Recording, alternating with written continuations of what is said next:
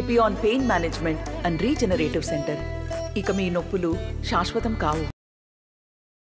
తులసిరెడ్డి అన్న గారు చెప్పినట్లు క్యాంపెయిన్ మొదలు పెట్టబోతున్నాము. రేపటి నుంచి క్యాంపెయిన్ మొదలు పెట్టబోతున్నాము. వైఎస్ షర్మిల గారికి ఓటేయమని చెప్పి అందరినీ కోరుతున్నాను. ఇది ఎందుకు చేస్తున్నానో కూడా మీకు అందరికీ తెలిసిందే. వైఎస్ వివేకానంద రెడ్డి కోరిక నిలబెట్టడానికి, ప్లస్ ఆయనకు జరిగిన అన్యాయం అంత కిరాతకంగా, వివేకానంద రెడ్డి గారిని అంత కిరాతకంగా చంపారు, గొడ్డలితో నరికి నరికి చంపారు. అటువంటి వాళ్ళకు ఓటు వేయకూడదు అని ప్రజలందరికీ కోరుతున్నాను. ఈ నెల 20వ తేదీన కడప పార్లమెంటుకు కాంగ్రెస్ పార్టీ అభ్యర్థిగా వైఎస్ షర్మిలారెడ్డి గారు నామినేషన్ వేస్తున్నారు. జిల్లా వ్యాప్తంగా ఉన్న కాంగ్రెస్ శ్రేణులు, కాంగ్రెస్ పార్టీ అభిమానులు, ప్రజలు ఆ నామినేషన్ కార్యక్రమానికి తరలి రావాలని కాంగ్రెస్ పార్టీ విజ్ఞప్తి చేస్తారు. 18 సార్లు ఎన్నికలు జరిగినాయి కడప లోక్సభ స్థానానికి. 18 సార్లకు గాను 10 సార్లు కాంగ్రెస్ పార్టీ గెలిచింది, 4 సార్లు సిపిఐ, 3 సార్లు వైకాపా పార్టీ, 1 సారి తెలుగుదేశం పార్టీ. మొత్తం 18 సార్లకు గాను 10 సార్లు కాంగ్రెస్ పార్టీ గెలిచింది. అంటే దీన్ని బట్టి కడప లోక్సభ స్థానం కాంగ్రెస్ పార్టీకి కంచుకోట అనేది స్పష్టమవుతా ఉంది. లేదా కడప జిల్లాలో జరిగిన అభివృద్ధిలో సింహభాగం కాంగ్రెస్ పాలనలో, ప్రత్యేకించి రాజశేఖర రెడ్డి గారు కాంగ్రెస్ పార్టీ తరఫున ముఖ్యమంత్రిగా ఉన్న కాలంలో జరిగింది.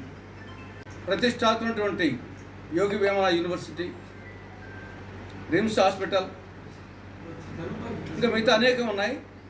ఇవన్నీ సాగునీటి ప్రాజెక్టు, తెలుగు గంగ కానీ, గాలేరు నగిరి, వెలిగల్లు, తెలుగు గంగ కింద బ్రహ్మసాగర్, గాలేరు నగిరి కింద గండికోట, ఇక పులివెందుల నియోజకవర్గానికి సంబంధించి Paidipalem reservoir, Gandikota Chitravati lift irrigation, తర్వాత వచ్చేసి పీబీఆర్ ఆధునీకరణ, ఇవన్నీ కూడా రాజశేఖర రెడ్డి గారి ముఖ్యమంత్రిగా ఉన్నప్పుడు, కాంగ్రెస్ ముఖ్యమంత్రిగా ఉన్నప్పుడు కాంగ్రెస్ పాలనలో జరిగింది.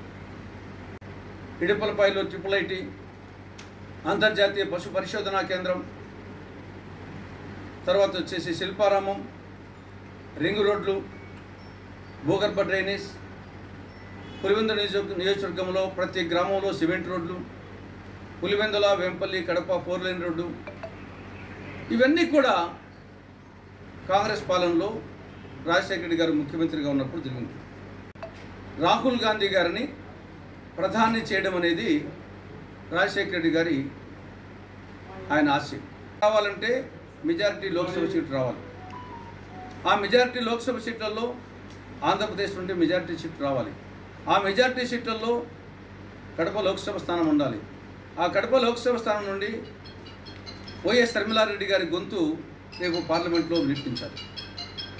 అదేవిధంగా జగన్ రెడ్డి పాలనను, ఇది అసమర్థ, అవినీతి, అరాచక, అబద్ధాల పాలన చెప్పేదానికి ఒక ఎగ్జాంపుల్ పులివెందులలోనే, పులివెందుల జగనన్న కాలనీ 7,079 ఇళ్ళు మంజూరు చేశారు. ఇప్పటికీ కంప్లీట్ అయింది 310 ఇళ్ళు. ఆ 310 ఇళ్లలో ఒక్కరు చేరలేదు ఇంతవరకు. ఆ ఇల్లు ఎట్టున్నాయంటే ఎగిచ్చిదంతే పడిపోతాయి, మొత్తం వచ్చేసి పడిపోతాయి. పిచ్చుక గుళ్ళు. ఈ జాలు వచ్చేసి జగన్ పాలన గురించి, వైకాపాను ఎందుకు ఓడించాలి, జగన్ పార్టీని ఎందుకు ఓడించాలి, జగన్ను ఎందుకు ఓడించాలంటే ఇది ఒక్కటి చాలు, మిగతా అవసరం లేదు. ఏమైంది? పులివెందుల నియోజకవర్గం అరాచక శక్తుల అడ్డాగా మారిపోయింది, అసాంఘిక శక్తుల అడ్డాగా మారిపోయింది. మద్యం ఏరులై పారుతోంది, చూదం విచ్చలవిడిగా సాగుతూ ఉంది. ఆఖరికి దేవుళ్లకు, దేవాలయాలకే రక్షణ లేదు, విగ్రహాలకు. క్రికెట్ బెట్టింగులు, రకరకాల బెట్టింగులు సాగుతున్నాయి. కాబట్టి పులివెందుల నియోజకవర్గం అసాంఘిక శక్తులు అడ్డాగా మారిపోయింది జగన్ ప్రభుత్వ హయాంలో. అంటున్నాము. నువ్వు వేసింది 1,89,719 కోట్లు ఒప్పుకుంటాం. అమ్మ ఒడి, ఆసరా, చేయూత, విద్యా దీవెన, వసతి దీవెన అని అన్ని పథకాలు కలిసి 5 ఏళ్లలో 1,79,819 కోట్లు. కానీ నువ్వు లాగింది ఎంత? పన్నుల వాత, ఛార్జీల మోత, ధరల వాత, వీటి ద్వారా 3 లక్షల కోట్ల రూపాయలు అదనపు భారం మోపాడు 5 ఏళ్లలో. 3 లక్షల కోట్ల రూపాయలు. కరెంటు ఛార్జీలు 28 రాష్ట్రాల ముఖ్యమంత్రులు, ఢిల్లీ, పుదుచ్చేరి 30 మంది ముఖ్యమంత్రుల 2019 అఫిడవిట్ చూస్తే అత్యంత ధనవంతుడినే 373 కోట్ల రూపాయలు. అది బ్లాక్ మనీ కాదు, వైట్ మనీ 2019లో చూపించింది. మిగతా ముఖ్యమంత్రులు అందరిది కలుపుకునే అంత లేదు. ఈయన వచ్చేసి పేదవాడంట. ఏమీ కాదు, ఇవి కట్టుకొని చాలవు, కప్పుకొని చాలవు. పెళ్ళింటికాడ కుక్కలు కొలుతున్న గొల చేయడం అనేది తప్పనిచ్చేసి ప్రత్యేక హోదా ఇచ్చే శక్తి లేదు, తెచ్చే శక్తి లేదు. కానీ ఏదో పెద్దగా తెచ్చే వాళ్ళతో పోసి కొడతా ఉంటారు. ఉడత ఊపిరే తప్ప చింతకాయలు రావు ఈ ప్రాంతీయ పార్టీలతో. కాబట్టి రాబో ఎన్నికల్లో ఈ దుష్ట చతుష్టయ పార్టీలను బీజేపీ, వైకాపా, టీడీపీ, ఇక్కడ జనసేన లేకపోవచ్చు కానీ పక్కనే ఉన్నాయి.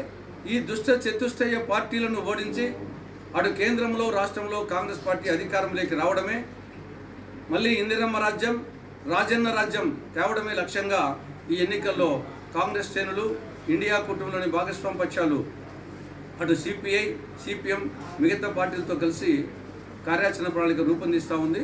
మరిన్ని వీడియోస్ కోసం ఛానల్ ని సబ్స్క్రైబ్ చేయండి. లేటెస్ట్ అప్డేట్స్ కోసం వాట్సాప్ ఛానల్ ని ఫాలో చేయండి. అండ్ లింక్ డిస్క్రిప్షన్ లో ఉంది.